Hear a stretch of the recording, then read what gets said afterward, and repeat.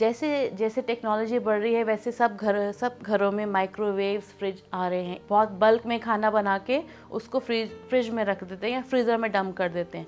फिर जितना खाना होता है उसको माइक्रोवेव में गर्म करते हैं, फिर जो बच जाता है उसको फिर फ्रिज में डाल देते हैं। बारी बारी गर्म करने से, बारी बारी फ्रिज में रखने से इसके जो माइक्रोब्स हैं, बैक्टीरिया है, ये ग्रो होते हैं फिर मर जाते हैं, ग्रो होते हैं फिर मर जाते हैं। तो हमारे जो खाने में प्रॉपर न्यूट्रिशन है वो हमें मिल नहीं पाता है और ये उल्टा हमारे लिए नेगेटिव इफेक्ट देता है। यानी इस रूटीन को थोड़ा ब्रेक कीजिए ताकि आपको शरीर को नुकसान ना हो, बीमारियों का घर ना बने आपका शरीर, और साथ ही साथ आप तंदुरुस्त रहिए।